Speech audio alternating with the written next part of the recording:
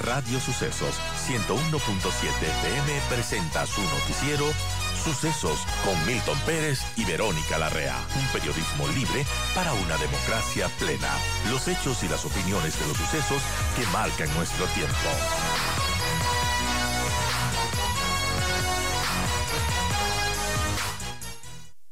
Y bien, 8:20 y vamos a conversar acerca de la situación del metro de Quito. El metro de Medellín, de hecho, vuelve a ser elegido para operar el metro de Quito. Así es, el metro de Medellín, en consorcio con la empresa francesa Transdev, fue nuevamente seleccionado para operar el metro de Quito. El sistema de transporte fue construido por la compañía española Acciona, como recordamos, y su inauguración se estima para diciembre de este año, según las autoridades del municipio de Quito. Mantienen esa fecha. El comité de selección de la operadora del metro de Quito volvió a elegir el pasado lunes 5 de septiembre la oferta del consorcio franco-colombiano. Esta designación deja de lado la propuesta del metro de Sao Paulo. Como ya sucedió en julio, este proceso se reinició por inconsistencias, como recordamos, en la oferta ganadora por un tema de errores de cálculo y demás que, bueno, se volvió a hacer el proceso y nuevamente se eligió al operador. En esta primera ocasión, el Metro de Medellín y Transdev no incluyeron dentro de su oferta lo que mencionábamos, el cálculo de la inflación, lo que hacía que ésta tuviera que ser reajustada en función de una variable que no estaba contemplada en el concurso. Bueno, esto fue subsanado y ahora ya se tiene como nuevo operador a este consorcio. El Metro de Quito, cuya construcción comenzó, recordemos, en 2013, será el primero de nuestro país y recorrerá la ciudad de norte a sur en un kilometraje de 22.6 kilómetros, cuenta con 15 estaciones, donde tendrá una flota de 18 trenes. Y bueno, esta obra súper cara, una de las más costosas que ha tenido Quito, supera los $2.000 millones y está pendiente de la entrega final a la espera de que el municipio concrete finalmente el contrato de operación. Hay entusiasmo del lado del municipio de Quito que ellos mantienen esta fecha de inauguración ya con sus trenes en movimiento, ya con la gente pues transportándose para diciembre de este año. Hay quienes cuestionan esto, que dicen que no dan los tiempos, que es una fecha que no podría ser cumplida por muchas cosas, muchas razones, como el sistema de recaudo, las rutas y frecuencias que tendrían que ser, hacerse una reingeniería de rutas y frecuencias. De eso no ha sucedido. De hecho, la Secretaría de Movilidad estaba a cargo de eso, pero se desconoce absolutamente ese proceso. De hecho, creo que no hay ni secretario de Movilidad después de que salió el anterior, el señor Pozo. Y bueno, hay muchas cosas pendientes que preocupan. Sin embargo, ese entusiasmo, bueno, contrasta con todo lo pendiente, ¿no? Y por eso hemos invitado a don Edison Llanes, de ex gerente del Metro de Quito. Él estuvo a cargo del Metro de Quito en su momento y bueno, veamos qué nos dice don Edison Llanes respecto a este entusiasmo que existe desde las autoridades, porque la fecha se mantiene. Diciembre de 2022 estaríamos ya con el Metro de Quito. ¿Qué nos dice Edison? Gracias por estar con nosotros. Bienvenido. Gracias, buenos días, Verónica, muy amable la invitación y bueno, un saludo a los oyentes también. Técnicamente es muy difícil llegar, no, no puedo decir lo contrario, realmente quisiera compartir el optimismo de que diciembre está operativo, pero va a ser muy, muy complicado hacerlo. El cronograma de entrega de obra real que consta por parte de la constructora dice que la obra entregan en febrero del 2023. Ujú. Entonces, no sé si los grupos internacionales que están en Metro realmente vayan a aprobar que se inicie a hacer operación comercial antes de que la obra sea recibida por completo, porque estarían violando su contrato. Eso puede generar una distorsión. Los tiempos son demasiado ajustados. Hoy se escucha un tema de operación primitiva que realmente eso no se ha escuchado nunca. eh, y más bien es un tema de hacer las pruebas funcionales durante los meses de diciembre. A ver, yo creo que hay un hito importantísimo. Se logró un operador, un contrato. Y si usted recuerda, Vero, en octubre de 2020, en este mismo espacio se decía que si cambian el modelo de gestión de lo que estaba trabajado, les va a tomar 2 años más hacerlo. Y Ujú. lamentablemente eso ha pasado, es decir, desde abril 2020 que se entregó un modelo que venía sustentado desde las administraciones anteriores a cambiar al modelo que acaban de firmar, eh, era como reiniciar el metro. Inclusive hay cartas de los multilaterales que así lo explican y lamentablemente pasó. Se reinició el metro, se volvió a generar y hoy recién se genera esto con muchos apuros. La caída del concurso o de la invitación, porque no es concurso, es un régimen especial, es porque básicamente más allá del tema de la variación del servicio o del costo del servicio por inflación, que en Ecuador no se contempla, también hay un tema, los regímenes especiales no pueden ser hechos con empresas internacionales o no pueden ser hechos para contrataciones internacionales. Hoy en día se ratifica que está el consorcio, pero ya el consorcio generado como una empresa local. Es decir, se contrata ya como una empresa local para Ujú. cumplir esa parte de la normativa y no caer en el vacío jurídico de que se estaba haciendo un régimen especial con empresas internacionales. Entonces, ese tipo de cosas al final del día no ayuda mucho. La confianza de los operadores internacionales está muy resquebrajada. Usted recuerda que se mantenía mesas con 11 interesados. De los 11 al final, cuando ya pasó todo este problema político y demás, ya solamente quedaron dos y había muchas voces que decía desde inicios de este año que Francia era la empresa que iba a operar porque básicamente era quien más avanzado tenía el modelo. Se tiene un operador, los tiempos dudo mucho que se llegue a generar. eh, el sistema de señalización ferroviaria es lo más crítico que todavía no se termina, eso va a estar listo en febrero. Y se pueden mover trenes, sí se pueden mover trenes, pero para hacer una analogía con la gente, quizás sería como inaugurar la 10 de agosto pavimentada, muy bonita, Sin semáforos. sin semáforos. Entonces, claro, ¿puede haber más riesgo de accidente? Sí, puede haber más riesgo de accidente. Y aquí también juega un papel muy importante la aprobación del EQ 911. El EQ 911 siempre exigió el tema de telecomunicaciones de seguridad, que tiene que haber un plan de emergencia que tiene que estar perfectamente generado y aprobado por el ECO. Eso todavía no está. Esperemos que se trabaje eso muy rápido porque realmente el EQ debería ser muy firme en eso. La seguridad de la gente no puede estar en riesgo. Está el tema del P25 que no está listo, el tema de telecomunicaciones que no está listo. O sea, al final del día, la obra avanzó como tenía que avanzar, quizás con menos presión de la que había siempre, por eso Acciona se alargó un poquito más, pero todos los sistemas complementarios, telecomunicaciones de seguridad, telecomunicaciones comerciales, que siempre se hablaba, el tema de publicidad, el tema del sistema de recaudo, no está listo. O sea, es decir, el esfuerzo fue centrado únicamente en el contrato de operación y en todos los demás subsistemas se dejaron aparte, incluido el tema de mantenimiento, porque hay que recordar que en octubre de 2021 los trenes fueron entregados ya formalmente al municipio de Quito y solo había 2 años de garantía, es decir, ya el otro mes hay un año de garantía que se perdió sin que los trenes se muevan. Y solamente tenemos hasta octubre de 2023 garantía real de los trenes. Claro. Entonces, eso genera que se requiera otro tipo de mantenimientos que todavía no están generados, más un tema que es bastante controversial para el cierre de obras se requiere, hay un comité de disputas, un dispute bar, en donde hay como 160 millones de dólares de reclamos. Eh, Había una activación de reclamos.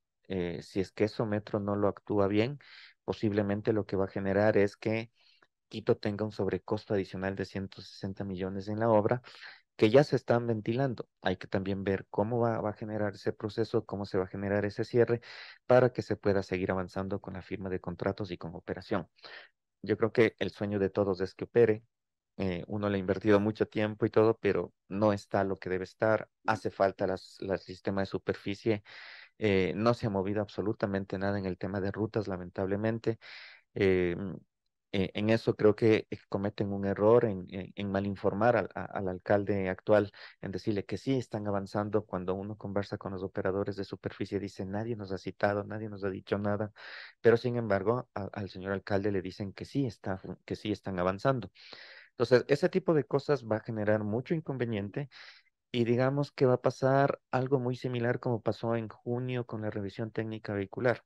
En junio y nos encontramos con una cosa que no era nada, pero era, Claro, y con inició los en julio, problemas pero que no hay está. citas, no hay nada, es un desastre. Va a pasar algo muy similar eso durante el mes de diciembre, posiblemente, por eso no hay horarios definidos. Yo creo que realmente una vez que los operadores internacionales se sienten y vean qué es lo que realmente van a recibir y qué es lo que realmente van a operar, ahí podríamos tener una fecha real de operación.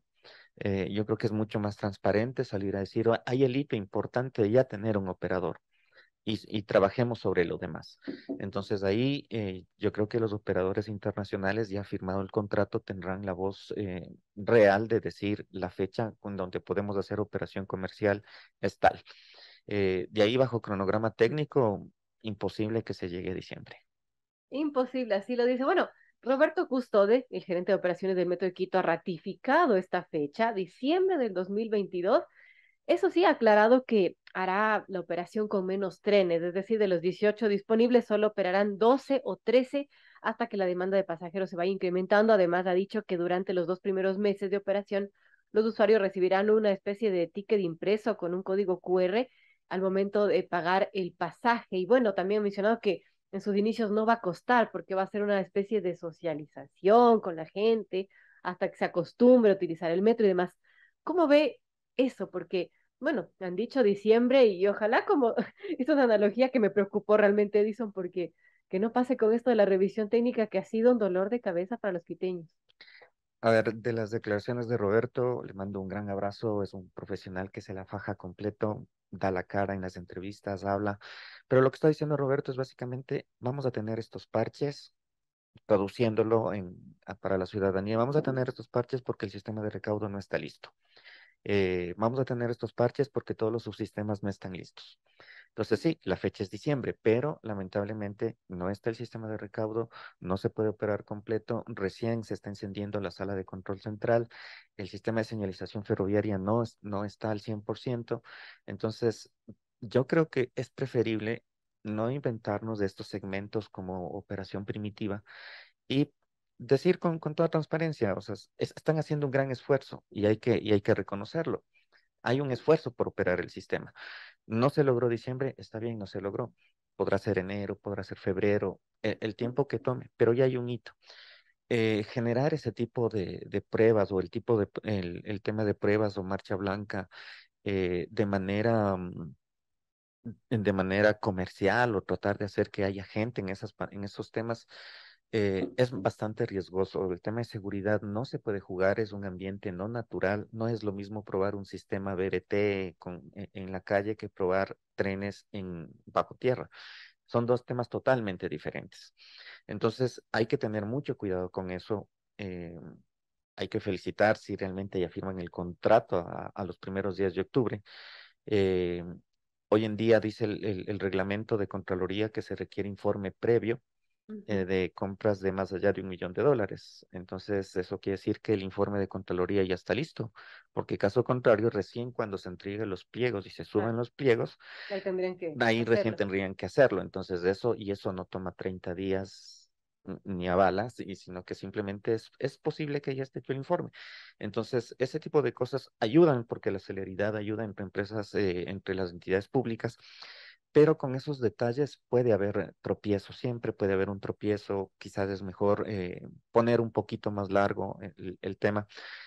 Se había advertido que diciembre no alcanzaba los tiempos por los cronogramas. Y creo que forzar esa fecha lo único que va a generar es quizás un daño en el sistema. ¿Se imaginan ustedes la ilusión de la gente de entrar al metro cuando lo abran? No es que no va a haber demanda, demanda va a sobrar, porque la Claro, gente, novelería, al así menos en sea por Quito, es grande. novelería, claro, va a querer subirse. Entonces no es que no hay demanda y por eso vamos a superar pocos trenes, no. Estamos poniendo esos parches que, haciendo la analogía, son los parches que se presentaron en la revisión técnica vehicular en el mes de junio. Sería lamentable que eso pase. No se ha hecho los programas de metrocultura eh, y lo más crítico sería que a la semana de abierto tengamos en un tren un graffiti, un te amo, Brittany, lo que sea, porque eso lamentablemente no se culturizó, no se arrancó, no se trabajó en el proceso de cultura y hay que retomarlo.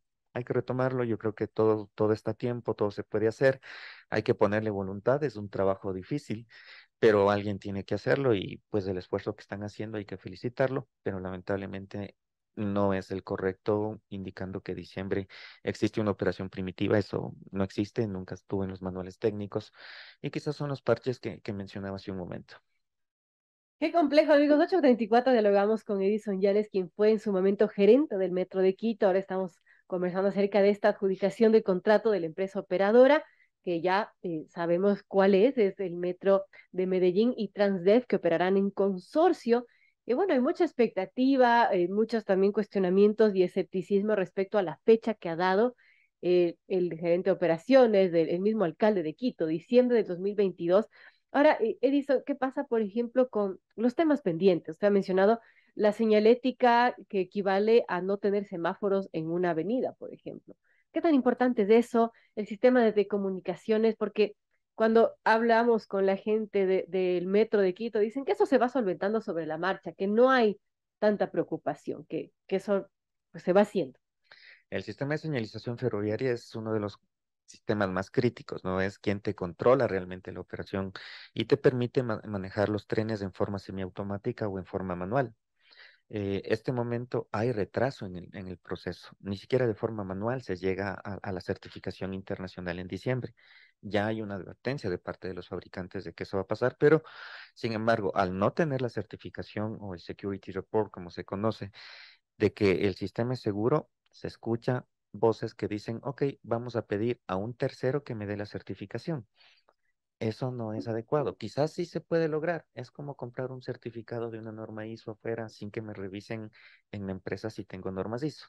Se puede hacer, se puede hacer. De pronto no es lo más adecuado, pero se puede hacer. Entonces, eso es muy crítico. El tema de no tener telecomunicaciones ni de seguridad ni comerciales es un tema muy grave. Cuando se hablaba de decir, ok, vamos a poner radios Tetra, que es el sistema de operación de los trenes cuando hay emergencia. Los radios Tetra es un sistema cerrado, sí, pero sirve para la operación del metro. Imagínate tú que toda la gente tiene radios y están hablando entre operadores, entre conductores, entre jefes de estación y todo, y hay un incidente. Entonces, la solución que plantearon es, llega la policía y le digo, tome un radio para que se comunique. Por Dios, eso no se puede hacer. Entonces, eso es muy crítico y eso es muy, muy, muy riesgoso hacerlo. El policía, el bombero va a tener que estar esperando eh, que se desocupe el canal o le van a dar un canal específico. Ese tipo de cosas deberían estar solucionadas. Son pendientes, sí, obviamente. ¿Se pueden mover los trenes sin eso? Sí, se puede, se moverán los trenes, siempre se han movido, pero no permite garantizar operación comercial segura para los ciudadanos.